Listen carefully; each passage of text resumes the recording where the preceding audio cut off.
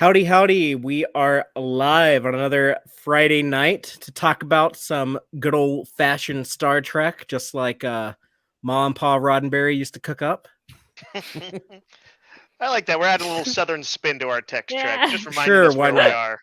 Why not? It's on brand, right? But yeah, we got a new Prodigy to talk about. Got some lovely people on the panel and got some lovely people in the audience. So let's just go ahead and get the show started. I'm Fathery. This is Dave. I'm Aaron. And I'm Rachel.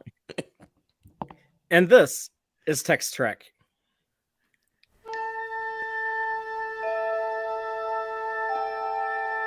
Engage.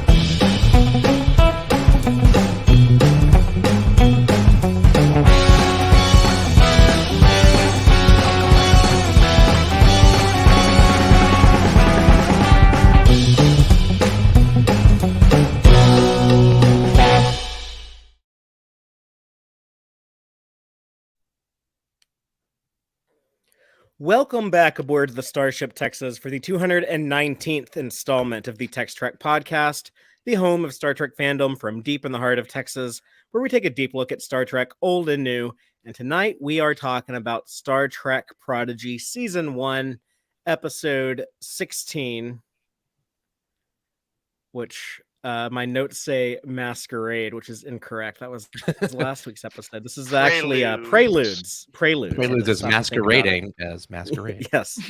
But no, this is Season 1, Episode 16, Preludes, directed by Stephen Chang and Sung Shin, and written by the entire Prodigy writers room. It was a big team effort. Yeah, they did this before. We saw them do this with A Moral Star Parts 1 and 2, which was big episodes, the mid-season finale.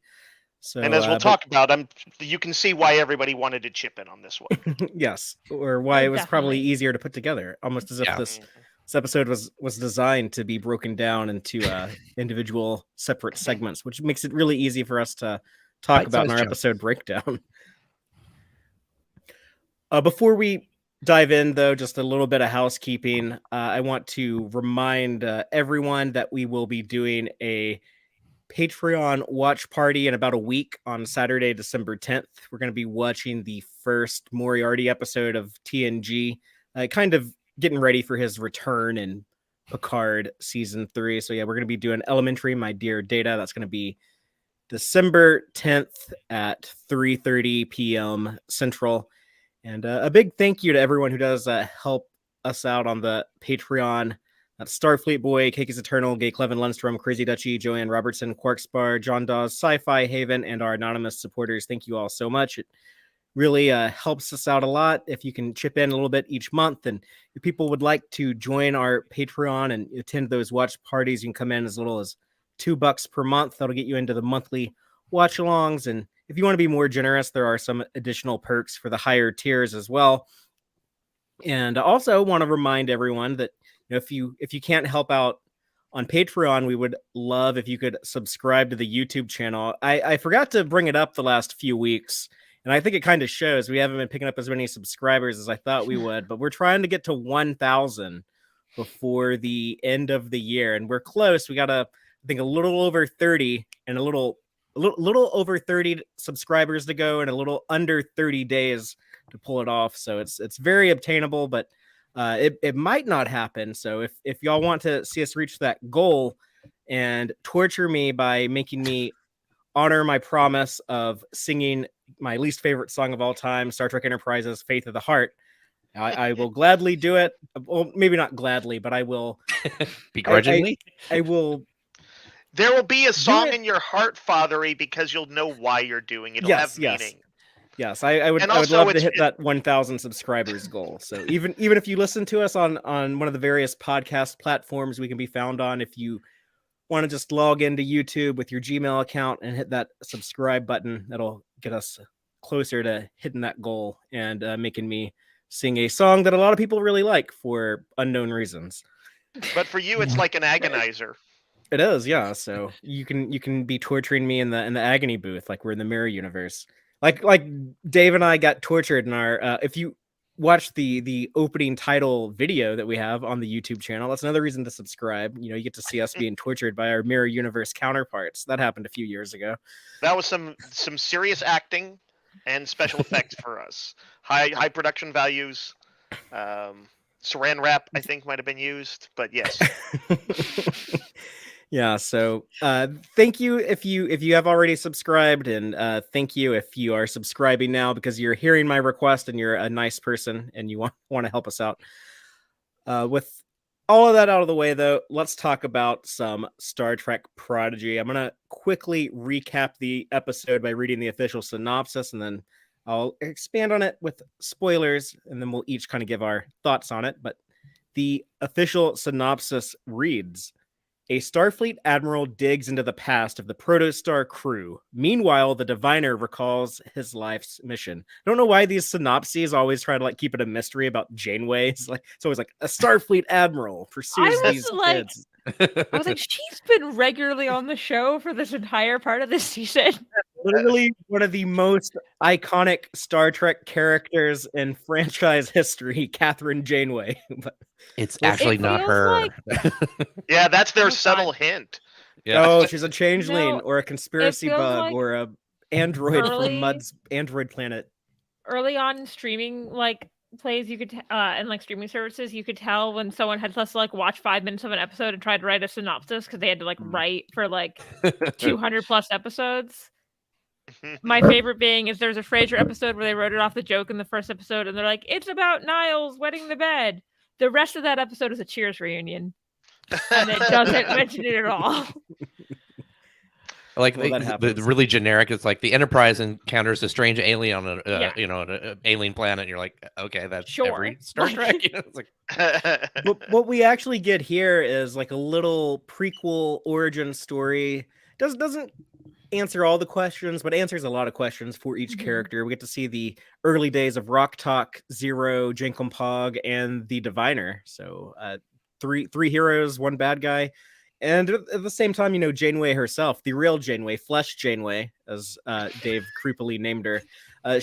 She's learning was about these October. kids herself. So kind of getting caught up to where the audience is and kind of getting everyone on the Yeah. same page. So even though they're looking at the past, they're still moving their present story forward.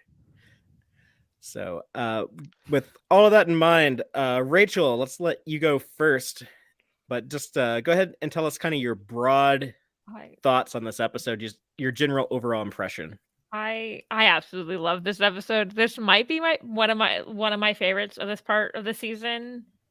I like one thing I had wondered about a lot of the characters was like, hey, how did we get here? Like, I know they're kids, but they're not that young. Like, they obviously had like lives, and I'd really been wanting to learn about them, and I love that we learn about them and like the backstory for the Diviner as well.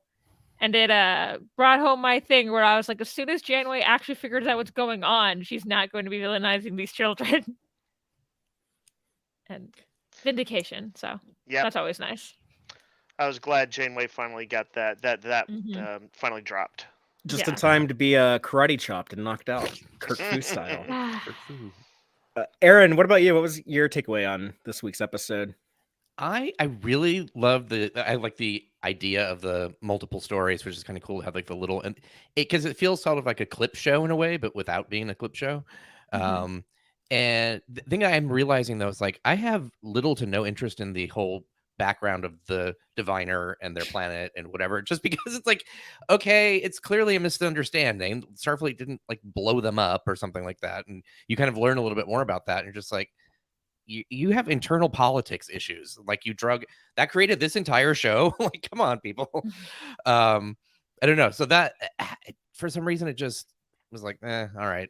But I love all the other stories and just the idea that we learned that, you know, Jankom Pog is from the pre-Federation, like Tellarites, and Yes. just sort of the little bits of information, and that was pretty cool. And just again, like always, visually, it's just beautiful the way they've put everything together. And even when they were showing like the history of what happened on the Diviner's planet, they're using sort of like this different illustration style. So it's like, historical information, kind of like what they did in Man of Steel, when they told the history of Krypton, and they used kind of a different style of design. So yeah, that was pretty cool. So yeah, overall, I really liked it. Cool. I'll just go ahead and share my thoughts on it, but this episode was a big reminder to me. I think I've probably mentioned this before, but I really want to emphasize it, that Prodigy, of all 5 modern Star Trek shows currently in production, I consider Prodigy the one that is the best at the long form storytelling. I think they do it better than anyone else.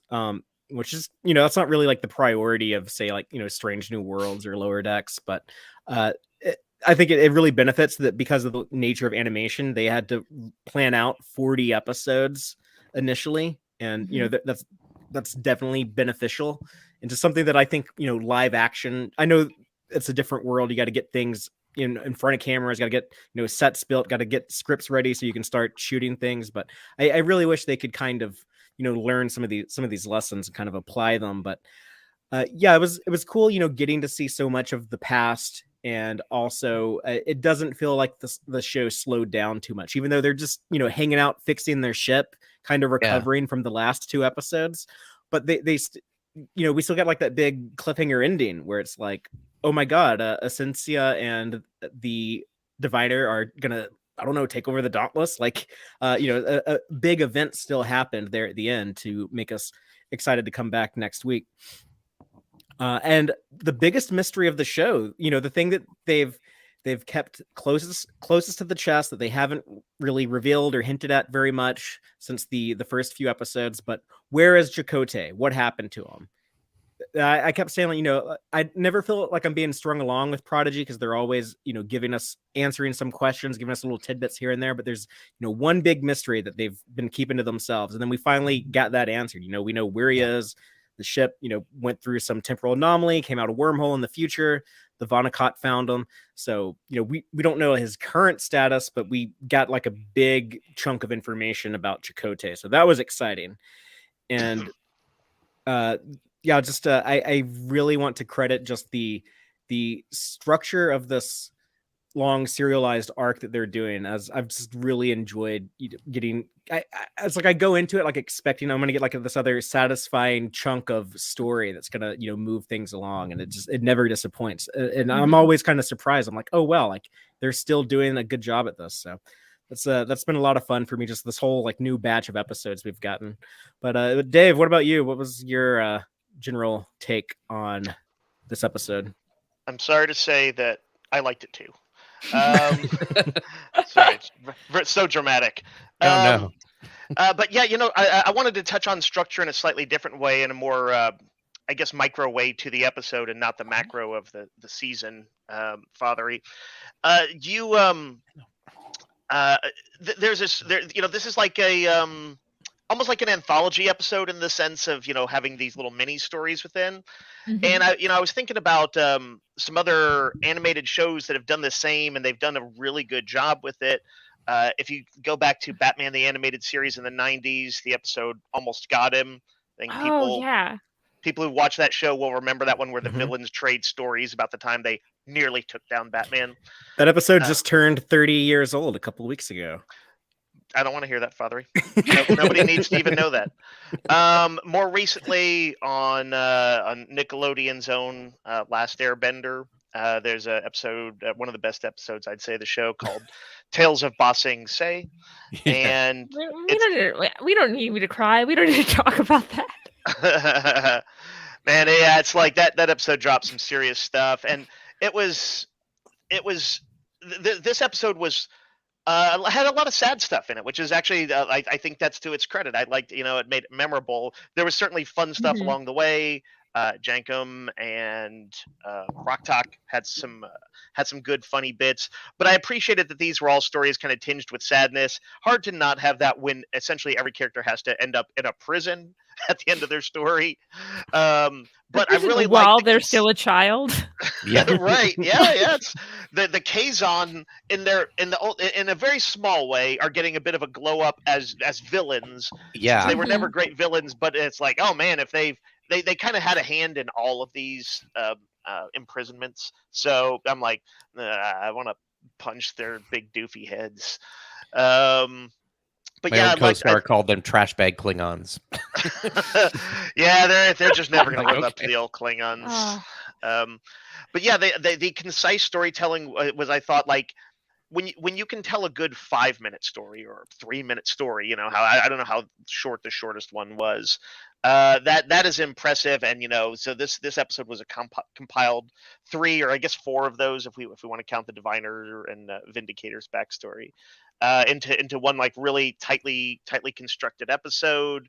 I felt like all of the stories had some surprises in them. At no point was I like, yeah, that was probably about what I expected from Rock-Tahk or any of them. And I was pleased also that they crossed the barrier of getting Janeway up to speed, at least on the basic knowledge that these kids were kind of are essentially innocent pawns. So for me, it's one of the best episodes they've done, I think. I'm hard pressed to find ones I like better, or although All the World's a Stage is up there, and there's other ones, a few others from the first season too, but I was super happy with it.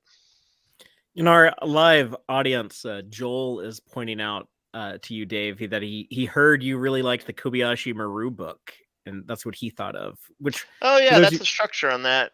Yeah, everyone on the bridge of the original series Enterprise kind of telling their stories to each other of what they did at the Academy when they took the Kobayashi Maru test.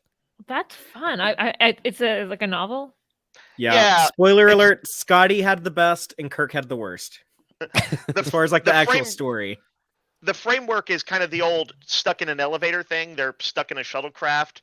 And I guess regulations are you're not supposed to actually, I guess, at least the way they're writing it, talk about what happened on the Kobayashi Maru. But they're like, hey, we're all marooned in here and we might die, so let's just blab it. And so that's the frame. It is a little bit of a mixed bag, but there's a lot of good stuff in there. And it's interesting. They try and give everybody like a very different thing that happened to them. Cool. Yeah, Scotty's, by the way, was Father. I always felt like Scotty's. They should have essentially adapted that into Trek 09. I think it would have been cooler if they had, gone a little more badass like that instead of kind of snarky. I was talking to Joel about that in the Tex-Trek Discord server. So just a reminder, wherever you're listening to us, there should be a link to get into the Discord in the description. So you can come over there and we can talk about cool stuff like what books Dave likes. Sure. And other things that are much cooler. You two can stalk me. Big shock. Dave likes an occasional Star Trek book. Well, let's go ahead and get into our episode breakdown. Just starting off at the beginning before we get into the preludes that make up the episode Preludes. But we start off with the Dauntless still in pursuit of the Protostar. The Protostar is still hiding from the Dauntless in the neutral zone. And Tysus hands Janeway a pad with, I guess, like the rap sheet on these fugitives. Or I guess it's funny, they're called the Unwanted. Poster. Yeah, it's like a wanted poster, but they're called the Unwanted. So it's like, how do you have a wanted poster for the Unwanted? It's a paradox. Is the Unwanted not what they were called on like where they were prisoner? They were like all called that? Yeah, everyone on Tars Lamora was an Unwanted. Yeah. So is that kind of like a way to say to this sector, these are escapees from prison of some sort, even though people might look at it and say, why are there a bunch of kids in prison? I don't know. Wait, is the good thing is they're not going to get any information from them because those are just like little bars. There's no text to it. That was the one thing I noticed because like everything is very detailed and you see text and everything. And then this is just like dash, dash, dash, dash, dash, dash. It's like what I do if I try to make something for far away when I don't really want real text. That's always better than where she pressed it and there was more information. Yeah, I assume that she's able to wasn't it just more bars though? It was like, there's a little would you like to know more Starship Troopers button. Yeah. Mm-hmm. Yeah, that's just my graphic design brain over. I'm doing my part of ratting out these kids to the cops. But the kids themselves, it is Aaron. You and I were talking about this previously, and you pointed out how kind of untraditional it is for Star Trek to all this crazy stuff just happened in the last couple of episodes. Let's take a minute and like recover from all of that. Yeah, definitely. I really enjoyed that. I was like, yeah, it would take them a second, especially because they don't sound like they have a full crew or anything. Well, it just what's his name with Dal when it's just like hey, you want to give me a second? I just found out that I'm like made in a lab. It's just like in another like a regular, not a regular show, but like in Voyager or something, it may have been just like we just don't hear about that then for some period of time afterwards. And there was incredibly definitely traumatic with event. some of the 90s Star Trek, like they didn't pay attention to like what episode was coming next. Because I was like, what I like to call is Bashir's worst week is that he as soon as he gets back from being like a prisoner on that Cardassian prison, he is immediately outed as an augment. That is the next episode. Yeah, those standalone episodes sometimes mash together weirdly. And you're like, oh no, was this all at once? Like, yeah, it was a rough week. They managed to not destroy a space station this week, or have like a shootout at one. So that's good luck. Good job, news kids. for space stations everywhere around the Romulan neutral zone. And Aaron, I also noticed another thing that you pointed out to me is that how Murph is less expressive now that he has limbs. Like it seems when he's like walking around on the ship. Yeah, he's like he's less fluidic. He's more static. So that kind of it kind of limits the I don't know, like I guess some of the more interesting animation that they've done. If you watch the making of the short trek with the little robot, what's his name? Ephraim and Dot. Ephraim and Dot, yeah. They talk about how they use directed. stretching and like when he's moving and just like different things that makes his expressions kind of like expanded, even though he's like robotic and he is like it doesn't feel like Murph does that. I mean, even when he was running with the lasers, it was still very like solid. It felt like it's a gummy bear walking as opposed to like something that was liquidy. I don't know. That's the best way I can describe it. See, I'm still kind of getting used to that, but I loved action Murph. So at least I know he looks really cool when like he's fighting dudes. True. Yeah. You know what I liked about this scene that we've got pulled up, which is in fact the scene of the kids they're working on the, what do they call it, the auxiliary warp drive, the proto drive. Yeah, they're working on that because they're stuck there, damaged in the neutral zone. Is that Dal, in a reasonable, both teenager and I would probably say adult style, is being a little angsty, and he's even kind of comparing. He's like, I've got more sadness than any of you, or whatever. And then Gwen immediately pipes up, and she's like, "Are you being hunted by your father?" And he's like, "Okay, you've got me beat." I appreciated that he didn't like hang on to it. He was like very quickly was like, "Okay, that's fair." Yeah, that's also very teenager. I mean, it's like it fits them very well. And then is that when I guess Zero kind of gets? Is it Zero who has the idea to kind of that maybe they should talk about their stuff? Yeah, they should talk about their feelings. And it makes sense because he could sense their feelings, right? Yeah, the empath, the telepath. He's like, I'm picking up all these feelings y'all are having. Like, I think it'd really help all of us if we just talk to each other, did like a group therapy session. I was wondering, this is not the kind of show to like really do deep dives onto the ethics of telepathy and stuff like that. But they did just read Rock-Tahk's mind without any sort of permissions, and I don't expect that to really go overboard unless there's a story where Zero has to be evil for a story. But... I assume it's something like they don't have control over, like the way, like if someone is making an obvious facial expression, I don't get to choose whether I read that or not. Yeah, that kind of makes sense. I sort of like that. If someone's having a conversation 5 feet from you, like you can try to ignore it, but you're still going to hear a lot of it. So I think that's kind of how, at least that's been my understanding. I would actually love if they kind of made that explicit with, it wouldn't take much more than what Rachel just said to say that. I kind of like that. Anyway, it's not a big deal. Just kind of crossed my It's like mind. when somebody does that where they're like right next to you. It's like, why are you overhearing? Like, why are you eavesdropping? I'm like, no, you're yelling at If me. you were having a private conversation, go You wore somewhere your private. Bluetooth into the Yeah. store. I hear you Yes, having a exactly. fight with your wife. That's literally what I was thinking. Somebody in a grocery store. Yeah. As someone They who were used yelling to out work, their social security number. as someone who my used to roommate work walked retail, by, gave them the social security number, and said, "You might want to not do that." And they got very pissed off. He's like, "I'm not going to take your social security number and do something horrible with it. Somebody might." You know? Right. oh my god, as someone who used to work retail, just a reminder, the retail worker is a person, and they can hear the conversation you're having, like honestly, like a foot away from you. Yes. Oh, and also maybe just like don't talk on the phone when someone's trying to check you out. It goes faster that way. I agree, person but I'm behind the afraid counter. that barrier feels like it was crossed. Yeah. But That's what caused World War III in Star Trek.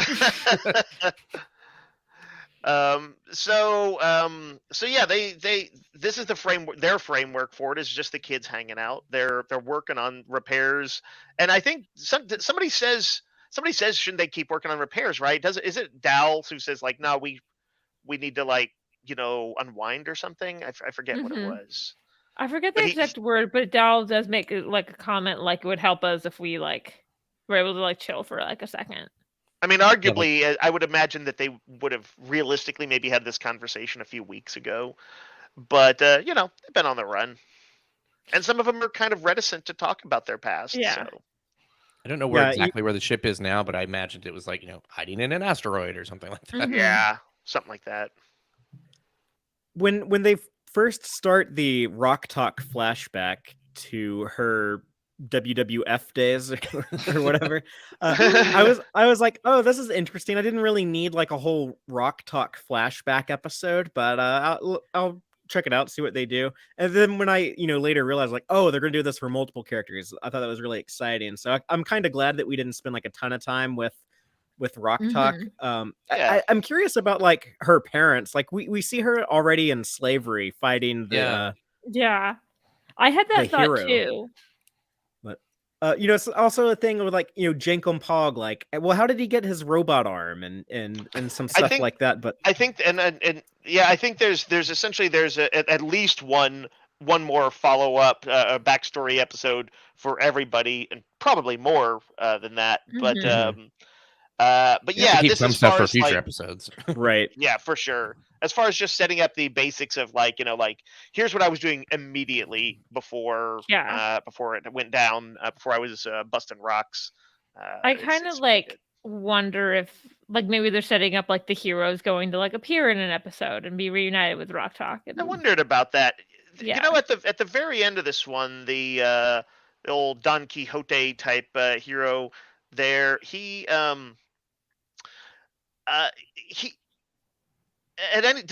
not the one who like sells her out or anything, right? No, that was just like no. He might I be a think he's slave kind of himself. enslaved, too. Yeah, exactly. He's eating the same goop.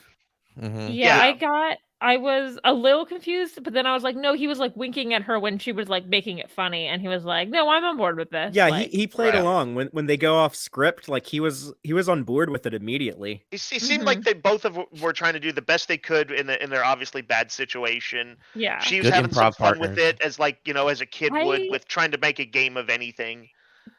But I do want to see that guy again. I cannot remember the name of the episode that I'm referring to, but I wondered if it was like similar to like that episode that has a rock in it in Voyager.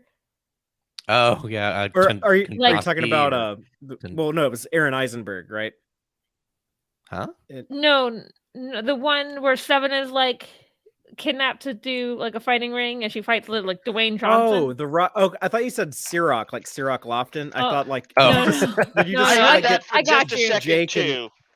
Jake and I referred to him as the Rock because it's TSUNKATSE. Yeah, Zunkati or something like that. His armor did recall like what is it, that TNG armor that like Riker wore in that one like training Ambu Gypso episode. Yeah, yeah. I guess yeah. that's the one. But the Just stuff a has little showed bit. up on Lower Decks a couple of times recently, which is a good show to show that on. But yeah, it's kind of similar to that style, kind of like that. I don't know, Yeah, like that 80s type but of Star just Trek. I wondered, Shoulder especially because pads. they're in the same like near the same area of space, like if they were in like a similar situation that like Seven Yeah, was in. that was the WCW. This is the WWF before it all got merged together. Because I don't know, I haven't kept up with wrestling in 20 years, but yeah, he's the hero is sad when the Mhm. Kazon. It's the same Kazon that we've seen a couple times before, who sold the Cation child into Yeah. slavery. He took Rock-Tahk into so he really likes trafficking children. Yeah, What this a guy's terrible gonna have to. This Um, guy's gonna have to get it hardcore at some point. Yeah, Oh, for yeah, a dude the, who's only called Kazon #1 in the script, like he sure is a pretty terrible Star Trek villain. He's number one in my hatred. I know that there was like a Cation child in the like I think in this part, and I would that made me go like, what happened to that kid? That cat? Like, where is she? Also, who apparently, like, I guess the people who attend these maybe don't quite know, or maybe they do, that the people who are entertaining them are like essentially slaves or prisoners. Because like that kid, the little Cation kid, was clearly like doing the equivalent of getting an autograph at like wrestling.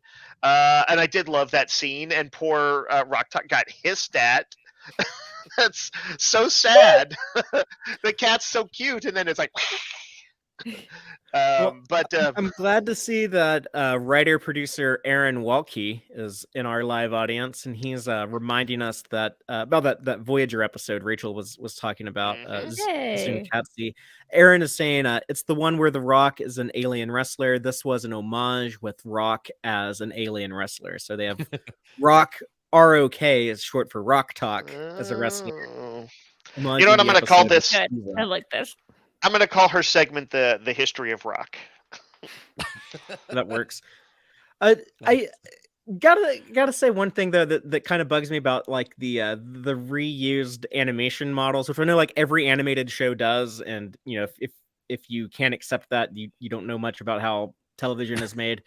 But every time we see Klingons, they kind of all have like the same forehead ridges. They all look like the sons of Moog. It's all like Worf or Kern. And I noticed that again here, like the Klingons that we see spectating and hanging out when the hero, I guess, is doing like interacting with his fans. But they all have like that same style forehead ridge. So I'd love to see at some point if Prodigy can add some different styles of Klingons into the mix. That'd be cool if that could happen. Father, I wonder, like, if you think about like other CG shows like Clone Wars or Rebels, did those over time, as like years went by, I would assume they would have built up a catalog of models that would become just wider and wider as they went along. So it's then it becomes much easier over time. You just have these assets. I would exactly. imagine. That's exactly how it works. Aaron calls this the School of Hard Rocks. Yes, spelled ROKS. Yeah, I love it. Hi. I have a cat that's going to probably step on a keyboard, so if I vanish... Oh, that happens. That's the Cation hissing. Yeah. Oh, you're after cheese. That's what's happening. Oh, but the other cool thing here was that the story, they had like no shared language between Rock-Tahk and the hero. So I thought that was cool, when you have like those types of friendships, or like, I guess like I'm a big fan of like the Lee Marvin movie, Hell in the Pacific, with Toshiro Mifune about the enemies trapped on an island. Yeah, which Star Trek has copied that multiple times. I would say hugely popular concept as it goes.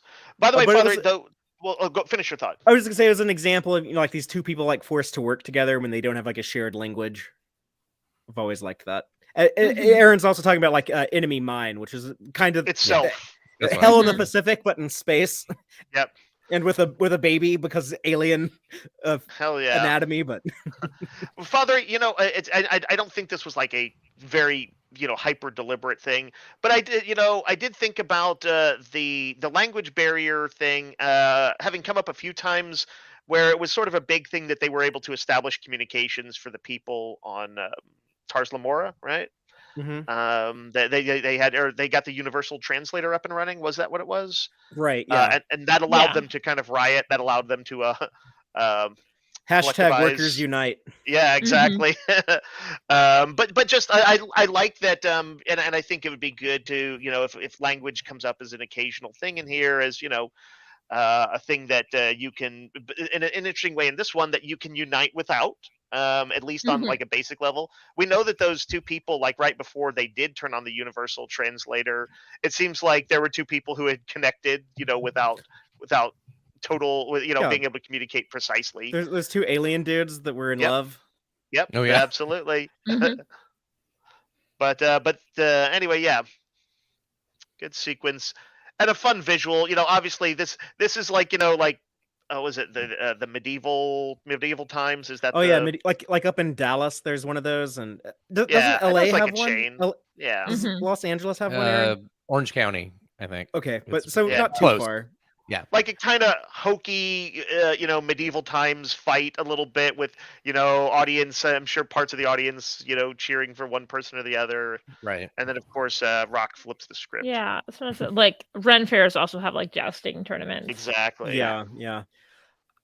I guess my last notable thing on this episode is it's an explanation of why Rock-Tahk doesn't like fighting and doesn't like violence and didn't want to do security officer stuff. So I thought that was cool. Yeah. Anyone else have any thoughts on Rock-Tahk's story before we switch gears to Zero's story? I just want to give her a hug. She needs it. Right? Yeah. Well, this, I was going to say at the very end when Gwen is the one who notices that she doesn't, that's probably why she doesn't really like fighting. Rock says it helps to talk about it. And, it's especially thinking about the younger audiences of the show. I think that's a great lesson to drop in there. And yes, she needs that hug. Yeah. Yeah, it is a good lesson. People should talk about their feelings. You should also listen to other people when they try to talk about their feelings. Yes.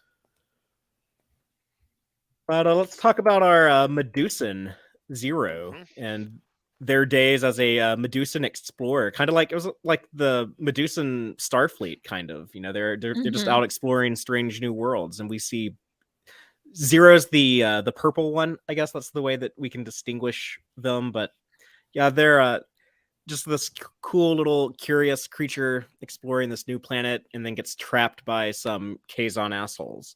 I'm assuming I guess they're... little bugs and stuff like that are not harmed by Medusans. That's what I was going to say. Their brains must not be like evolved enough to register probably. that or something. Because that's When- what I thought too. It was like when well, Zero- I would Zero's imagine the Medusans are cognizant of when they might or might not put somebody in at threat. So they're probably being careful about that. When Now, am I Zero's correct? They looking had- at the grasshopper looking thing, but that It's thing cool. gets, Like it gets that ate was a by little a incident. rock immediately after that. That rock. Oh, does eats it? Yeah. So maybe Yeah. it did go. Right. insane. That's true. Yeah, it is a circle of life a little bit still. But I guess also maybe it's just a visual prelude to the trap they're about to run into. Do the Medusans have a ship, but they they come out in their sort of energy ethereal forms? Right. Yeah. That's exactly what I happens. think so. Yeah. We know that they have ships from the original series, and they were famed for their navigation. So they're clearly very into space travel. But it was more of Zero talking about how they miss being part of that collective hive mind, how they were always connected, and I guess you're talking about like that loneliness of like no communication. That must have been especially hard for Zero, who for them, normal is like constant communication. Like you're never separated from other people's thoughts and stuff. So then to go into like the isolation that they're put into must have been really hard. Yeah, I think that'd be a fun thing to follow up on a little bit more at some point. Just discuss, a particularly good thing about being with the Prodigy group, on the Protostar. Yeah, finding like their new family.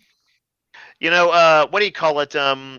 Joel in the audience said he was surprised the Kazons could capture a Medusan, and again, I guess this is a slight glow up for the Kazon. Look at them being somewhat effective at being terrible, but still effective. Wait, it's like wait, are they actually a threat all of a sudden?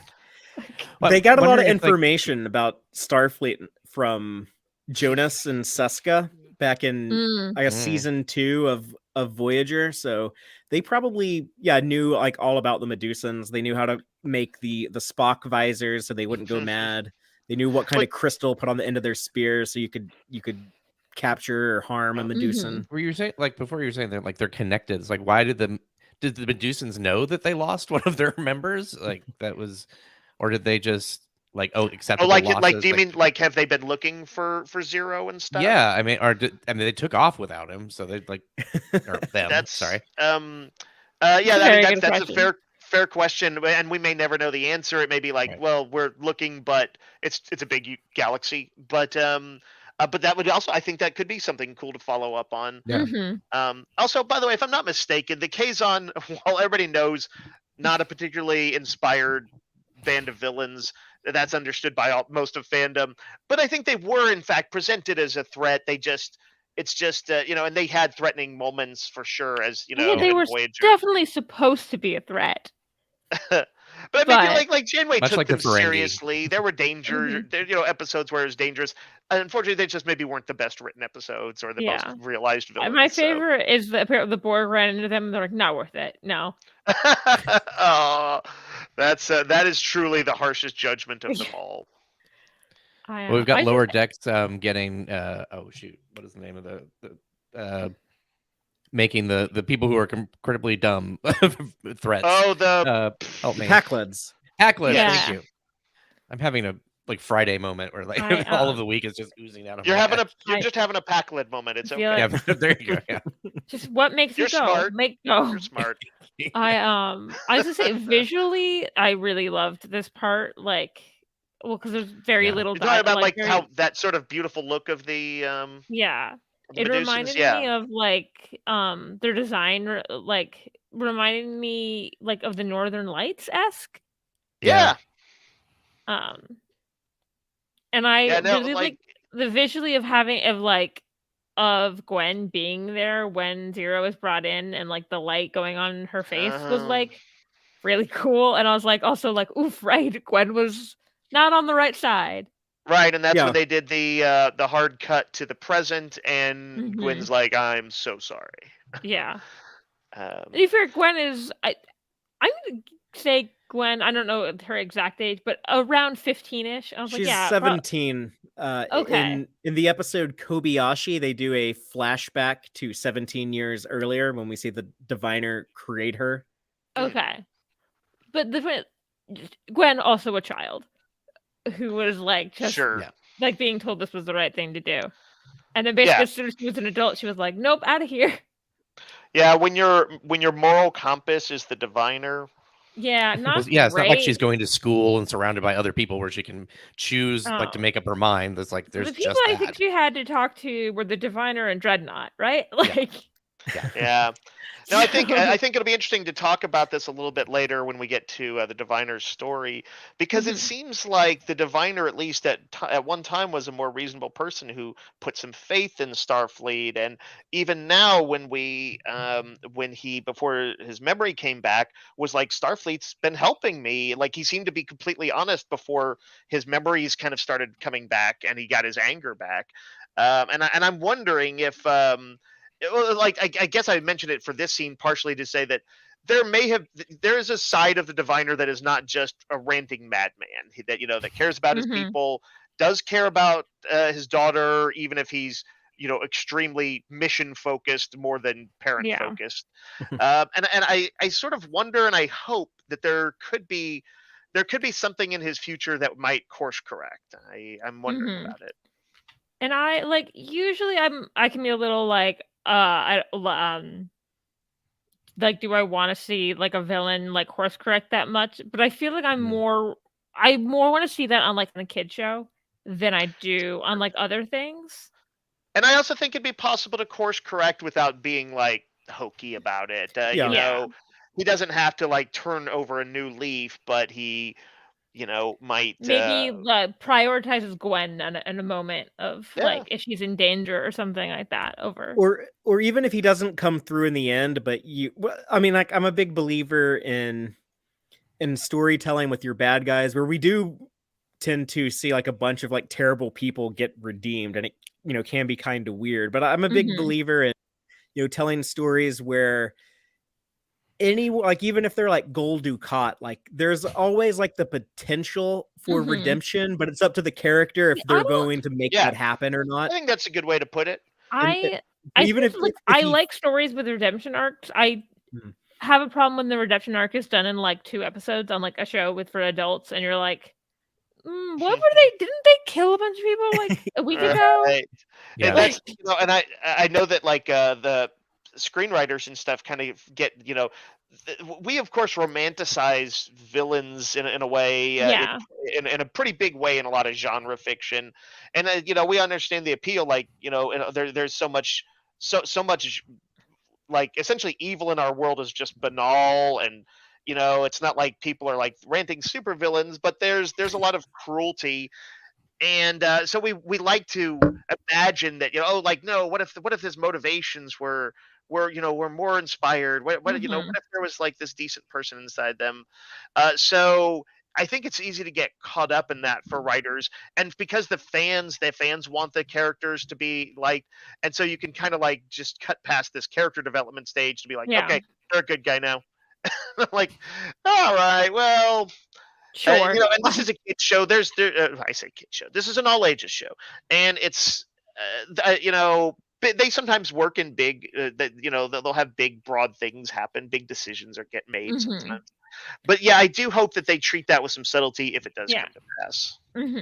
Well, Jill in our live audience is saying, I would be fine with the Diviner changing direction and this new character being the baddie instead. I think she's talking about Essentia / the Vindicator. And then that's exactly what I was thinking, was that something like that could happen. Yeah, so we could, we have her, we have a new Dreadnought, so we have plenty of baddies if they were going to redeem the Diviner, or I don't know, have him die in the process of redemption, Darth Vader style. That's always an option on the table. That is the thing I find the most likely, like, end for the Diviner story if they want to do any kind of redemption. Let's talk about this when and the process. Let's talk about this Vana Akat backstory that we get with the Diviner, which I'm thinking, given how much they've just revealed to it, I'm thinking there's a good shot they might wrap up this Diviner stuff at the end of the season, and whatever they do in the next 20 episodes might be a little different. I could be wrong, but I have a big prediction to make, and I can do it now or later, but I have a broad plot prediction. Let's go ahead and do it now. What is it? Okay, it's pretty quick. I think eventually they're going to get to whatever future point in time the Diviner is from. I don't know quite when that is. A few hundred years. It's not like 1,000 years like in Discovery. We don't know. Right? I don't think we know when it is, but I don't think it's that far in the future. Yeah. I'm thinking it won't be that far because that'd be a little weird. I've been trying to figure out how the kids are going to stay on the ship once Janeway and everybody figures out, once all the cards are on the table. I think they're going to stay in that timeline. They're going to send everybody back, but they're going to have to stay in that timeline. They'll have learned whatever lessons they did in this storyline. And that will be how they get to keep the Protostar. I would not be a fan of that because they jumped to the future in Discovery, and I don't want to see them do the same thing in Prodigy. I get that, but like I think Discovery is kind of its own thing where like it is the far-flung future. It is enough time that like big major things have come to pass. That said, I haven't like turned this over a lot in my head. It's just that like I don't see a ton of other ways that they get to keep the Protostar without really us having to squint a lot at whatever plot point makes that happen. So, because I was thinking similarly, but I do think they're going to jump to the future at some point.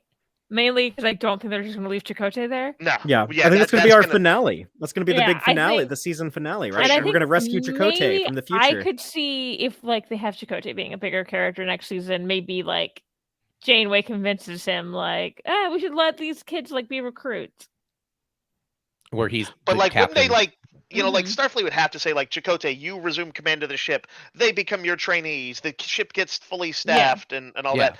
And I'm like, that would could still work, but Yeah. like it'd be weird to not have Dahl as the captain. Right, it of would this take the show, agency away from which is about these kids. It is not about Chakotay. Yeah, that's the beauty of the Janeway hologram, is that she's just there to advise, but she can help, I guess, like be autopilot and do some basic ship. It could be something where they are like they wrap up a lot of it, but they can't get rid of the living construct yet. I was wondering about that, like, or even some weird thing where like the living construct becomes like embedded in the ship in like a permanent way, but it also like scans the kids, and it's like, oh, only their biosignatures or whatever will be allowed within it, or it will do blank, do X, and so yeah, it's like that's the only way to have the ship running around is with these kids. I don't know, but anyway, I just wanted to throw that out there. We'll see. What did y'all think about the visual presentation of this flashback? Where I don't know, like these. Oh, these the style! paintings? It looks like it looks kind of like illustrations and stuff like that. I thought that was kind of cool. I'm not particularly sure why they did it. In my head, it was like everyone else is like being told, like everyone else is telling their story, and the Deviner is being told his. That's and that was like my difference. It does take in on my head. It takes on a slightly mythic quality when you see those illustrations, where it's not like the sort of personalized look, which is essentially reflective of the show's reality, CG. I kind of wonder if maybe the Vindicator is like bending the truth a little, and that's why we're getting like the Vindicator's like not quite. Sorry, go ahead. I was like, this looks like a story as opposed to the other people are telling their personal truths. Right. I was thinking, like Vindicator did say at some point, like, "Oh, Starfleet, they've been helping me." What? And so Vindicator might have been like, "I'm gonna have to lay it on a little thick and kind of amp up the sacrifice and stuff in this." And maybe most of the basics are true, at least from her perspective. But yeah, it did give it a sort of more mythic quality. Rachel, I love that explanation of why the visual style might be different. I think the real world answer might be that just to save on the animation budget. It's the same reason why the Kazons, the 4 Kazons presenting Captured Zero to Dreadnought are all identical because they use the same CGI model. So I think that might have been the reason why they didn't animate this Vana-Akot Civil War. But it was fun hearing her version of stories, and because she says things like, when we made first contact and our people went to war with each other, the Federation refused to choose a side, and it's like, but the Prime Directive, they can't get involved with your internal affairs. But from her perspective, it was like that, like they could have ended the war, but they just didn't care enough about us to help us out. Stuff like that. I did kind of. What do you want them to do? Give one side weapons so they like blast the other side out of like. Yeah, I'm sure she would have been okay with that as long as it was her side. Yeah. No, I had. Oh God, I'd never rewatched this episode, but the TNG episode with that admiral who's aging backwards. Oh, too short a season, right? Yeah, he gave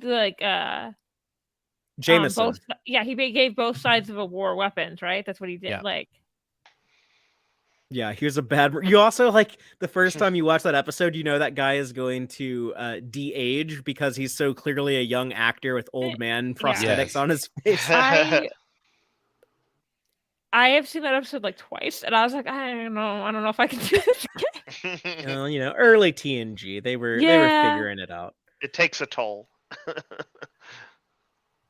But it was cool to see, Robert Beltran and hear some Chakotay dialogue. He got to, through, even though the story was being told, he got to be kind of do some action hero stuff. He led an escape. He sent the Protostar back. He did that's some pretty big hero stuff. Good for you, Chakotay. He saved an Aurelia. Carried his first officer on his back out of the. Yeah. That's what Aaron was just saying. What do they call that? I'm not as familiar with this Aurelia. Species. It's Aurelia. one of 2 bird-like species from the animated series. And do we know much about them? Like, is there much like about their culture or Not in canon. No, Okay. not really. It's a bit of an So, open book. Most of them Depending don't wear on clothes. depending on if the Score and Aurelian are actually like from the same species or the same, they use the same model, which is why they look exactly the same practically. So speaking of reusing models, we were talking about it earlier. So it's possible that there's some information if they're both, like about their kind of historical background. They're sort of Klingon-like in some ways, and they have their, basically a Katra kind of a thing. But that depends on if they're the same creatures. But these are apparently a flightless subspecies. Yeah, because this dude doesn't have wings. Yeah. He just has arms. I want to see more of him when they go to bust Chakotay out, hopefully. Yeah, well, we know from the credits that they cast a voice actor as this character. So even though we don't hear him speak in this episode, I'm sure he'll be more chatty the next time we see him. But they explain, the whole reason why was the Protostar in the past, but we knew like something happened in the future. So like the long story short is that Chakotay and the Protostar, they I guess accidentally, we can assume it's probably accidentally passed through this temporal anomaly, showed up on the Vana caught homeworld Solemn, and these people, they hate the Federation, their civil war wrecked their world, so they capture Chakotay, capture his crew, put the living construct on the Protostar, and the plan is that one of them will pilot it back through the anomaly, go up to the Federation, be like, hey, what's up, let me infect you with this weapon that will destroy your entire fleet. And Chakotay sent the ship back without anyone aboard to get the weapon away from them, and that's when 100 Vana, they called themselves the Order, the Deviner was one of them. They go through the anomaly, they don't know when or where they're going to show up, and their sole purpose is to find the Protostar and use it against the Federation. They conveniently have only one remaining living construct. That's why they just don't, go get another one. It's like, oh yeah, our last one is on the ship, so we have to go find it. And he was looking for the Protostar for decades when we saw that flashback back in the episode Kobayashi. And Dreadnought is even saying like, you can't make a progeny, you can't defy the Order. And we didn't really know what that was referring to, but here, we see what the Order was. By the way, that was is the Dreadnought we're seeing is a different Dreadnought? It is. Yeah. It is, what do you call it? The Vindicator's Dreadnought unit. Yeah, right. So all 100 of these people had a ship and had a Dreadnought. So I guess each of them turned into different pieces of furniture. Oh yeah, it's like they have like a weird like IKEA name, like a Swedish name probably. But by the way, Dreadnought and Deviner are both. Deviner and Vindicator are both pretty cool names. I assume all 100 people also got cool little names when you joined the Order? Only like the first 20 or 30 got cool names, and then it got lame after that. It's like the Spectator. Eventually it's like the Captain Planet, where it's all the like elements, and they're like hearts. But I can only imagine that Chakotay goes through a wormhole, ends up somewhere where he didn't plan to be, and was just like, "Are you kidding me? Not again. Why does this keep happening to me?" Like, maybe it's me. But yeah, I thought that was that's a good, pretty concise explanation of like all the stuff that's basically been going down. We found out, it's just like I can't remember if how much of this has been firmed up, but yes, it's like he had been there long enough that he was like worried about death. That was one day going to be a problem, so he created Gwyn. Meanwhile, Vindicator arrived, I think, just equivalent of 3 years ago in the present time, and we don't know the specifics of whether she replaced a real Ensign Essentia or somehow like went through the academy or what. Like fake Starfleet records. But be that as it may, she was once the same age as Deviner, and now he is like aged past her. It's creepy if they were to date. Yeah, I was like scared that was gonna be the thing. Like we had a thing, but it's weird now. Yeah. I honestly like. And it's weird because we know a lot about them now. Because she like was hiding as a Trill, right? Yeah. And trills are a pretty secretive society, so I was like, I wonder if like that was a choice that she made. Like, Yeah. they don't know a lot about these people. I'm gonna I can do just this say one. stuff. Yeah. Sorry, But I'm being a private trill. I'm curious if like this is now that they have Janeway, like does she have to play both parts? She have to be Janeway and like is there a way to like program that in like the is she episode gonna of be Voyager able- with the Doctor? Is she going to where be able to disguise herself as Janeway? Yeah, and then, like switch have back to do and double forth? duty or something. But I think one cool thing from this is from now on, from like this day forward, any Star Trek writer for any show or movie or non-canon thing, if they ever need like, oh, I really need like a Vana and a Dreadnought to show up in my story, I can just say like they emerged from the temporal anomaly here, because they said that like we didn't know like where or when we would emerge. Yeah. So And they're out there. Like, I do find it, like cool and that's like, why would they all appear at the same spot? I called dibs on one of them called the Arbiter. I think that'd be cool. And there's a dude in Halo called the Arbiter. I don't know if they got to that in the TV show, but it's in the games. Well, I'm not talking about that one, Father. The Arborist. Yeah, that was number 97. Yeah. 100. What do y'all think? I was like, I'd be like, they're like, I don't know, the reader, like the reader. Next. What about the content creator? By the way, that still image that you've got pulled up, Fathery of the Deviner, he looks tired. He does. I feel for him a little bit here, and this is when I was like, while he was like kind of trying to wrap his mind around things, is when I did feel a little bit bad for him. I guess I was trying to figure out in those previous episodes was like, was it all an act? His like anguish and confusion. Was there, was he, was some of it sincere? Was he genuinely thankful? It seems like he was for Starfleet's help until he kind of remembered, oh, I hate them. Yeah, they could make like really unfunny memes about this that like old people that don't understand humor would share on Facebook. like just like caption this as like, when you wish it was Friday, but it's only Tuesday. Oh, I don't know, just like lame stuff like that. Boomer memes for the Deviner. You were saying like old people not understanding stuff, and I just had this thought of like, what Martin Scorsese movie are they talking about? What are doubloons? I don't understand. Well, there's that line of dialogue at the end of his story when the Vindicator asks, I don't get it. Why would Gwen, your progeny, why would she betray our cause? And he says, she met a boy.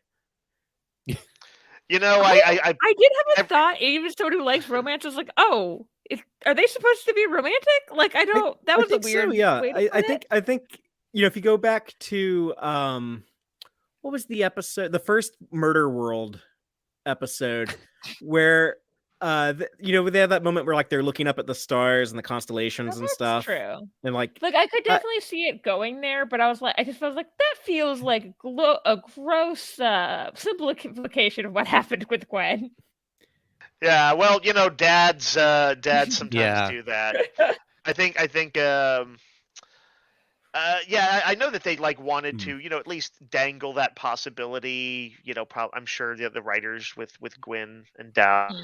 But yeah, it's my sweet girl could never dislike me, her great dad. It must be that boy. He must be the bad influence on her. He probably listens to rap. It couldn't. There was no way it was me abandoning her on a murder planet for a ship. No. Do you have anything else on the Diviner's backstory and the Vana Civil War? Or are you ready to move on?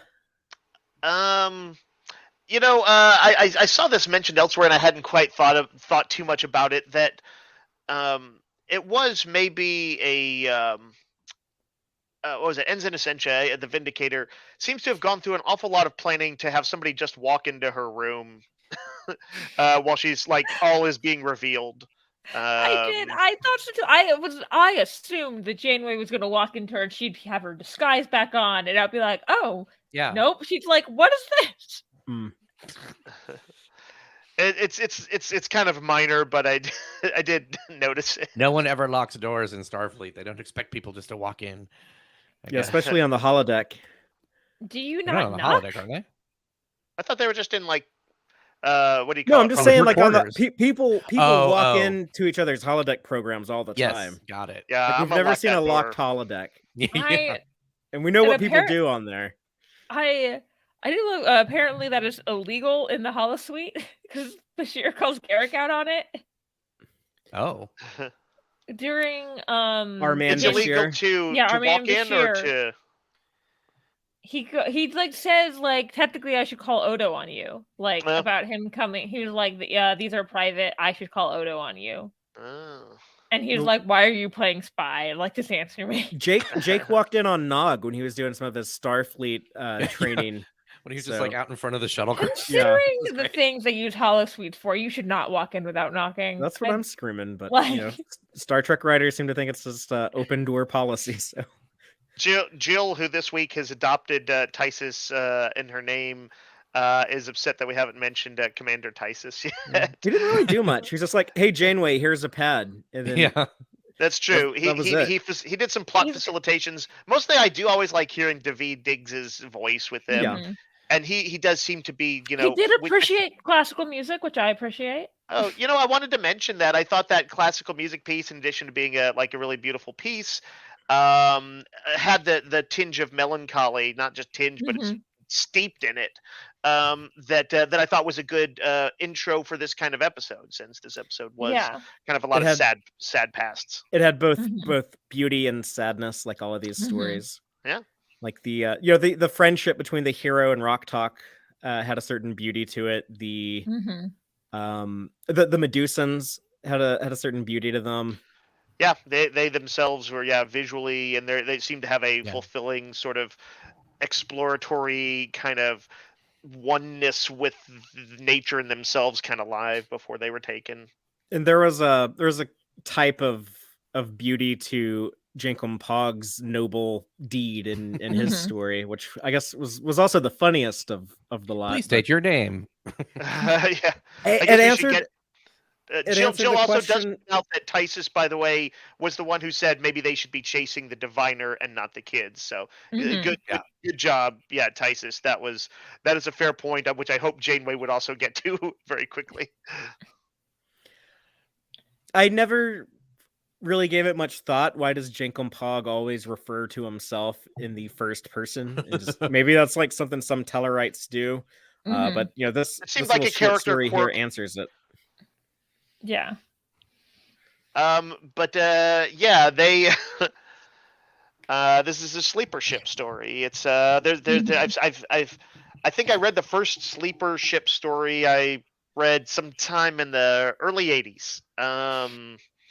And then I've seen and read many versions since, and it's still a pretty potent idea. This one is has the fairly classic notion of sort of the strange mystery of being one person being awoken, but this is I don't think I've seen one where basically you get awakened and you're just put to work. That is Jankom Pog's poor fate. Yeah, is like we woke No you more up so nap. that he you just can wants work. to sleep. He wants to sleep in. No more nap. Fix everything. Everything. I'm surprised that he lived as an orphan on Teller Prime for a little bit, because he didn't seem to really know much about Tellarites. But then we see him here. He's in this cryo tube in a room full of other cryo tubes. So he was I more. wonder if it's that some people don't seem to remember too much about their childhood. Like even sometimes as far back as like before 8 or 10, it's just kind of a bit of a blur. Yeah. I wonder if something a little bit like that. Like, he was at that orphanage and then he. Yeah, and I'm not sure how old he's supposed to be. He feels like to me, he feels like he's like 16. He's 16. He is 16. Okay. So yeah, I could definitely, and it also could be a thing where because he's he's 16, but also apparently very old. He's I guess the oldest among them, right? Yeah, he has to be over 200 years old because the Federation maybe brain damage from the cryo sleep. It could be he was asleep for a long time. He's still waking up a little bit. But But I was like, maybe Teller Prime was just so different that like everything he's heard, he was like, that doesn't make sense, so I should just stay quiet. It's weird to use orphans as your astronauts. Like, what's on the other side of the galaxy? I don't know. Let's send some kids no one's gonna miss over there to go check it out. It does seem like maybe one of the more distressing sides of Tellarite life from the pre-Federation days. I was gonna say, I'm assuming they don't do that after the Federation. Yeah. It's funny they tried to do it again, and they're like, they like try to do it again, and they're like, we have Starfleet now. What are you doing? Yeah, we also have like child labor laws as part of like the Starfleet or part of the Federation charter. Yeah. So. No, we don't pay them. There's no labor. There's nothing involved with money. But it is funny that like that montage of him every time he repairs a system, another one breaks down. You know, the fire suppression, the arboretum gravity. Too relatable. See, clogged toilet. What does he like? Kind of get that increasingly haggard, and he's like, "Jankom will fix it." Yeah, Elder Brian. When he finally fixes everything and everything is repaired, and he's like, "Okay, I can finally like go back to sleep." And then the robot is like, "No, you used up too much oxygen." Maybe. Horrible. And I guess we didn't quite say it, but like the robot has this kind of glitchy protocol thing where anytime it converses with him, he has to state his name before it. He's like, Jankom Pog is going to go do this or whatever. And so that is where he picked up the affectation. Yeah. Boxy, the robot was named Boxy. I felt bad for him. Like it was like there was a lot of visual humor in this one, but like the actual situation is terrible. Joanne Robertson, our live audience, is asking why was the toilet clogged, but apparently, like he was using it. Everyone else is asleep, so he even says like, well, Jankom Pog's not fixing that, but then like we see him face like, oh yeah, because he had to use it again, so he needed to unclog it. I also how long was he awake for it? Because the robot wouldn't let it go back to sleep at all. Yeah, I assume he was awake for I don't know, like a couple of days, like or maybe he was like taking naps but not cryo sleep. Like definitely it was interesting. His voice, he didn't quite have like his full. He sounded younger. Like he actually sounded a little younger. He didn't have all his speech affectations and stuff yet. He didn't until quite like sound the very as end snarky. Yeah. He goes full blown Jankom Pog, like because he's still like he's like proto Jankom Pog, even when he's like, I'll do the heroic thing. I will eject myself from the ship so everyone else will have plenty of oxygen to complete their journey and just make sure they remember me. And then like when the robot asked him for his name again, and it's like the straw that broke the camel's back. That's when he's like totally Jankom Pog. Like after that, when he's like, for real, y'all just forget about it. Jankom Pog is out of here. Yeah. And I love the robot at the end waving. That's great. Yeah. Then he's immediately abducted by Kazons. Yeah. That he's, of course, wrong about Tellarites being the nobility that he's kind of started to imagine. But he is a noble Tellarite. Yeah, and Gwen even hammers that point home when she's like you're talking about like, oh yeah, sounds like sounds like royalty to me. Oh, that's right. I do like to imagine whenever those other Tellarites eventually wake up, they're just gonna look over and like, wasn't there someone here? Yeah. Why is this one empty? I don't know. That was like 200 years ago. Yeah. I also liked there's a little turn of phrase he used while he was like bashing on some stuff with his wrench or whatever, he called it percussive maintenance. I think he said that before. Yeah, he said that. He said that a few times, but the first time he said it was in the first episode when they got him to help repair the Protostar. Okay. So that was like either a Tellarite thing or because he was like a trainee engineer, right? He's like, wake up one of the real guys, and he's like, all right, I'll do it. Yeah, because the robot was kind of malfunctioning. It had like that stutter, which was a good way of explaining like why the robot didn't do the most logical thing of waking up like an actual engineer. Or maybe even like, here, wear this environmental suit so you don't use up all of our oxygen supply, or something like that. The robot was dumb because of a malfunction. Or the same people who would send orphans out on sleeper ships. Or like if something goes wrong, wake up that kid protocols. No one will miss. Yeah. Wasn't He's it the just an short accident one. that he woke up anyway? It was just like the Yeah, Yeah, just a it little was- asteroid or An, little meteor. an that hit. asteroid hit the outside of the ship, and it made the wrench fall onto his pod, and that woke him up. But yeah, let's talk about, I guess, the ending. They tease a story from Murph, but all Murph can do is burp because he's got like a, I don't know, little slime worm baby brain and doesn't speak. It's kind of mysterious. Like, how much does Murph know and understand? I kind of like that there's a bit of a mystery to it. Mr. Good. Sure. Is there anything behind those eyes? I don't know. Yeah. Maybe, but then Janeway goes on to tell her story, and she starts talking about like her dog that was first mentioned in the first episode of Voyager. So I kind of assume that Molly. it's probably an abridged version, but I'm going to assume that she basically tells them like at least like the cliff notes of the entire 7 seasons of Star Trek Voyager. Probably that leaves would be out funny. Tuvix. Doesn't need to be judged for that. I think they need to. no Omega particle episode. No, it starts like a debate between these kids. Or like some of them are like, yeah, Tuvok should have died. Others are like, no, that was terrible. You're a murderer, Janeway. It's just like this whole debate on the Protostar. Those kids will never know how annoying that piece of shit is. So. Yes. Oh. No one will ever shut up about this for the rest of y'all's lives. I think they should have shown it like a montage, and they should have had like a part where it was like all scary and dark, and she's like telling ghost stories, and she's like, and that was the year of hell. Or the scary clown. Yeah. Oh God. There was that time we went to Los Angeles in 1996. Sarah Silverman kids was are there. just It was like- weird. Yeah. Once we like were flying around and we just found Starfleet Academy. Yeah. Okay. Oh yeah, in Boothby, but not the real Boothby. Mm-hmm. I was also once queen of the Spider Women. Y'all were laughing at the moment at the end when Janeway walks in on the Vindicator and Dreadnought and the Diviner, and they're just all kind of like hanging. When Janeway like opens the door and then sees this giant robot and this Vana-Kat woman in a Starfleet uniform. I love the Dreadnought. I feel like Dreadnought's going like, this is awkward. Yeah, I literally laughed out loud at this moment because I wasn't expecting it. I thought that she would get there and they would be like back in like their disguises and they would like draw out this like, oh, when is Janeway going to figure this out? But I honestly like I kind of prefer this. But and then just like the quick karate chop from the Diviner. Look at her face. Yeah, she just got chopped in the neck. Like that will knock you. If Star Trek has taught us anything, it's like if you hit someone in the side of the neck with a karate chop hand hard enough, they will take a nap.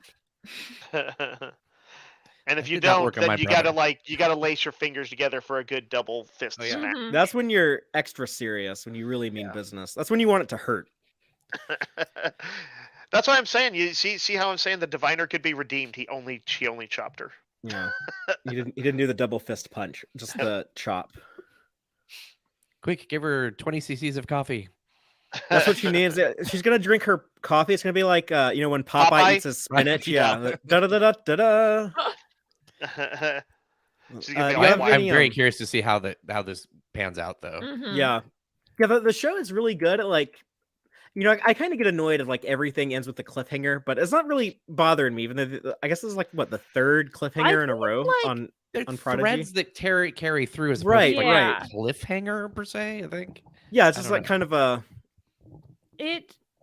I think I'm also thinking of it because I'm hearing Jamila Javille's voice while watching this show now. Oh yeah, we didn't talk about that at all, but yeah, we really have to hear her play the actual character, like the character she got hired to play. Yeah, to play. Because you were saying like, does it sound like her accent? It sounds like her accent as she does it on The Good Place, which is she's doing a more posh version of her accent. Yeah, but it's even like a little different from that because it's very cold and evil. Yeah, But actually, the way they do cliffhangers is reminding me of The Good Place, where some, I'll be vague, are like very big deals, but most of them ended on something. Yeah, right. That's a good point. That's true.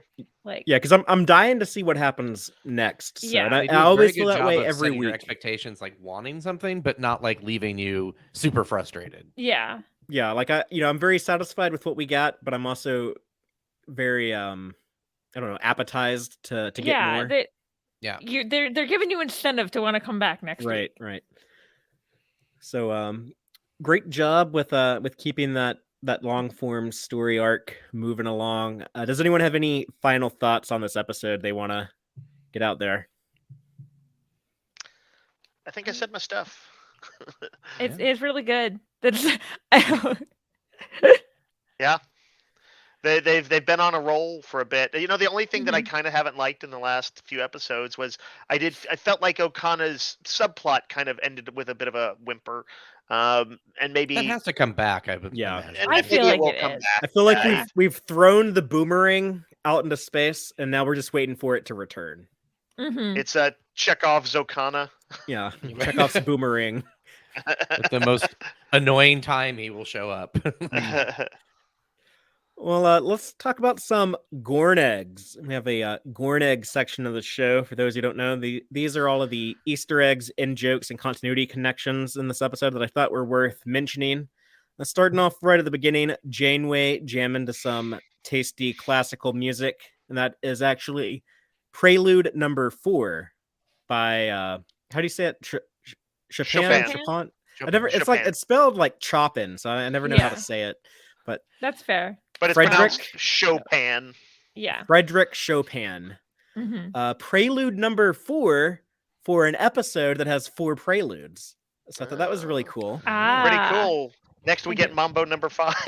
But we heard this music in Star Sorry. Trek a couple times before. They used this in Picard in that episode, The Stargazer.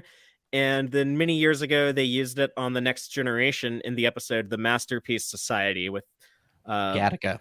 yeah, basically Gattaca on Star Trek. But the little boy, I think his name is Matthew, plays it on the piano. The hero that was in Rock-Tahk's story is actually a Bajoran. It's kind of hard to tell because he has like a very Oh. wrinkled face, but his I Yeah. thought those were wrinkles, but Yeah, no, his- that's definitely Oh, I missed that. Bajoran I nose. missed his that. nose does have the Bajoran ridges. So that's the first appearance, I believe, of the Bajorans on Star Trek Prodigy. Originally first featured in The Next Generation and then very prominently in DS9. Then another returning legacy alien is the Bolian. There's a fat Bolian slaver who sells out Rock-Tahk to the Bolian Ks. full of jelly. Yeah, but, he's a rare Bolian with hair, which we did see one Yeah. previously in the TNG episode. What's the But name she of it? really Where- wasn't really a Bolian. She was pretending to be one. That's true. That's Wasn't true. she? But There- Who knows if they really do have But I hair. guess presumably means that in disguising. Yeah, no, I know. I'm just sorry. Yeah. there is possible precedent of like a Bolian with hair, or he could be like a half Bolian or something. I just always assumed that this was supposed to be like a Bolian wearing a wig, like for like style purposes. But we know Mott was a barber, so I guess some Bolians do Yeah, why grow would hair. you learn that? Yeah, why would you learn- He's just so fascinated by hair. He dedicated his life to That's it. kind of what I always thought could too. be. But I just assume, I guess, okay, either some I- and Bolians I grow did hair notice or that that Bolian is like he has hair, but he also has a bald head. So maybe Yeah, if they he- do like it looks like my grandpa. If like they do, he would look better if he just shaved his head yeah. instead of having like Sure. this big bald. He has Well, kind of sure, like the, if you're gonna apply your very Terran standards, but to a Bolian, that's sexy as hell. yeah. He's to a have, like, bad the- guy. the- Why do the- we care? The Hulk Hogan Yeah, right. skullet. Yeah. I Yeah, mean- like it kind of adds to his bad guy You know, look. I is actually like, think I've seen something where it was like a Shakespeare something where they had Patrick Stewart rocking this. It was not the look. Yeah, in the 1984 Dune movie that David Lynch made, that's Oh, that's how yeah. Stilgar looks when, or not Stilgar, Gurney. When Mhm. Patrick Stewart played Gurney in that movie, that's how he looks when he reunites with Paul. Which sorry if you were waiting for Dune Part 2 next year, and I guess I spoiled that that's gonna happen, but sorry, didn't mean to do that. Moving on, the Medusan stuff we got in this episode. There was a lot of throwbacks to Is There in Truth No Beauty? We got to see that Medusan case again that came from that episode. We got to see the Spock visor that I'm a big fan of. It's shown up on Lower Decks also. Mhm. And we got to see the Medusan ship that was created for the remastered version of the original series. We saw it there. So That was cool to have that design brought back. It's very faithful to the TOS aesthetic, so I love seeing that cool when they do referenced that. here. Mm-hmm.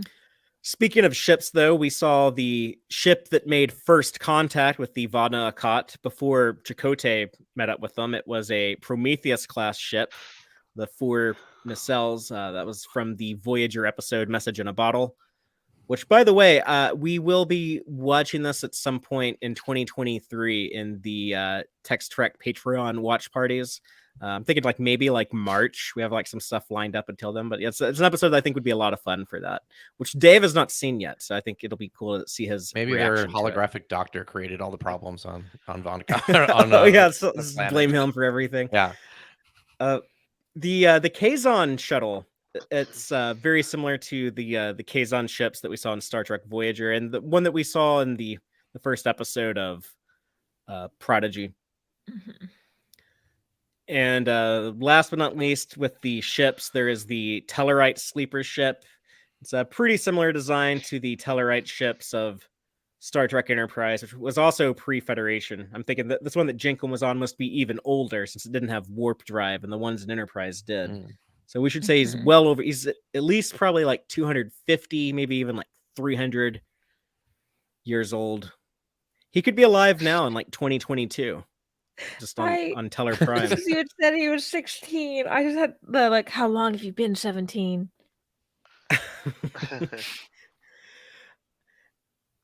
And we were talking earlier about Chakotay's Aurelian first officer. The Aurelian species first appeared in Star Trek the Animated Series yesteryear.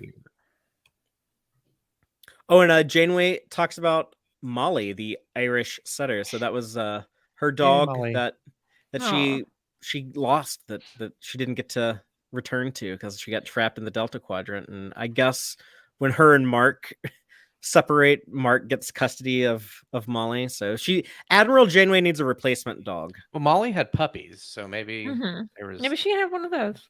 Yeah. Oh yeah, just give her one of yeah. They need to do that in Prodigy. Aaron Waltke, if you're still around, see if you can we get Molly's puppies in the future. What do we need to do to make it happen? Let us know. Give Janeway a dog. That's peak Star Trek wholesomeness. Always said that Molly, being the Irish setter, was the best example of the Irish culture in Star Trek. Everything else is kind of a mess. I think Chief O'Brien had some good moments, but yeah, there's definitely some bad ones. This isn't really a gourd egg, but I thought it was cool to bring up. Aaron, you were pointing out to me that the Rock-Tahk monster poster looks really familiar, and then you showed me that it is strikingly similar to a design you came up with, the Trek FM Podcast Network a few years ago. So if you want to tell people what this is. That was the team of we had a show called Bridgemates, and it was basically how well do you know your co-host, and they would ask questions, and you have the the answer, kind of like the what was it, the Newlywed Game, basically. Oh yeah. So we had this, but I like the fact that even the growl even kind of looks the same. Yeah, it's true. Well, I would love. They didn't copy it. It was just a fun coincidence. Yeah, just parallel design instincts. Yeah, but it's both sporty kind of, they got the right look and feel for. It looks like it could be an NBA team logo or something, or any sports team logo. I don't know why I went with NBA. That was a Klingon Kazinti. Oh, I thought it was just a normal Kazinti. Yeah, I see the forehead ridges now. Yeah, man, I wouldn't want to tangle with one of them. Well, I'd love to hear what people out there think about this episode. You heard what we think, so let us know what you think. You can comment on YouTube or sound off on the Tex-Trek Facebook page or in the Tex-Trek Discord server, or reply to my tweets on Twitter before Elon Musk destroys that website. Dave, so could people be were any talking day about now. Yeah, I don't know how much more time we have, but let's talk about Star Trek while we still can over there. Dave, some people were talking about last week's episode, Masquerade. So if you want to share any subspace transmissions we received about last week's episode. Sure. And this was the episode that had the kids in the neutral zone, had Dalf getting his finding out about his genetic heritage, or I guess maybe lack thereof, and going through all those weird changes, and also the Romulans pursuing the kids in a big space elevator chase. So first up on Twitter, Adam Salzman said, for everyone who's been a lifelong fan of Trek, this episode was absolutely bonkers in the best ways possible. For those that are using Prodigy as their entry point, it was a beautiful story of self-acceptance. Let's see. I'm not sure if I'm saying this right, but it looks like Garland. It was another fantastic episode. The tension was palpable. The shenanigans were on point, and the need it left in me to know what happens next is intense. Speaking of the cliffhangers earlier. Spotted Giraffe says, all I have to say is Romulans, and a big heart afterwards. Yeah. She's a Romulan enthusiast. Yes, and that's very reasonable. Let's see. Haven says, I am heartbroken that my third favorite Trill is not actually a Trill, but Gwen in disguise. Well, we thought it might be Gwen in disguise. But and then said, but I love Gwen, so it's a Kobayashi Maru. But yeah, that one did not turn out to be the case. Just a Von Akkad. Let's see. Joanne, who was in our audience tonight, Joanne Robertson said, I was surprised that O'Connor betrayed them and just skulked away. I was not surprised by the reveal because I was talking about the Vindicator. I was not surprised by the reveal because folks have been talking about her or leaking about her, but I didn't expect her to be from the future. I really like the overall theme about identity and family, though. James said, still a bit disappointed by O'Connor, bit out of character. Hope he gets a chance to redeem himself.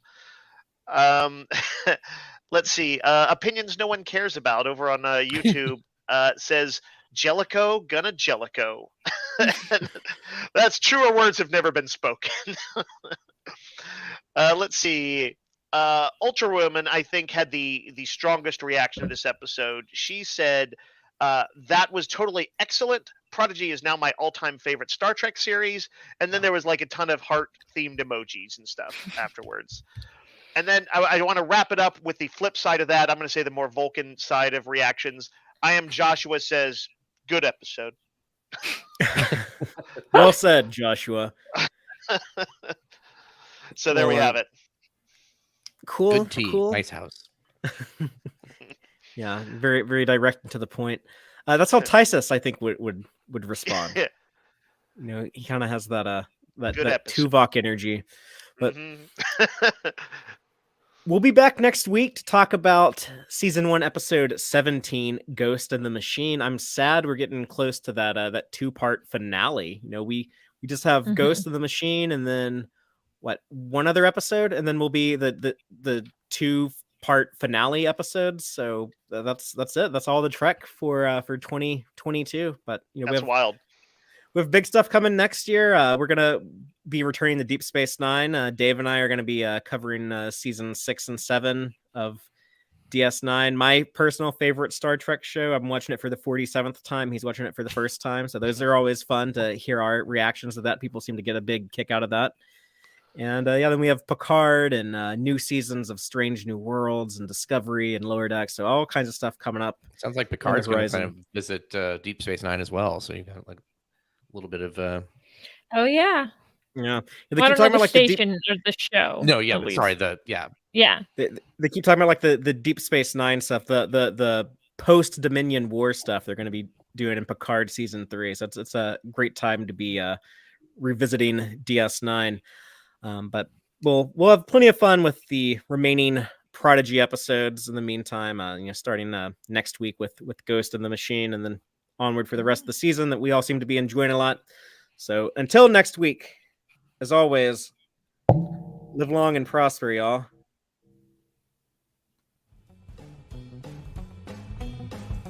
Listen to the Tex-Trek podcast through Apple Podcasts, Google Podcasts, Spotify, or at tex-trek.com. Like us on Facebook at facebook.com/tex-trek. And follow Fathery on Twitter at TXTrek. Please support us by liking our videos and subscribing to our channel on YouTube. Thank you and take care.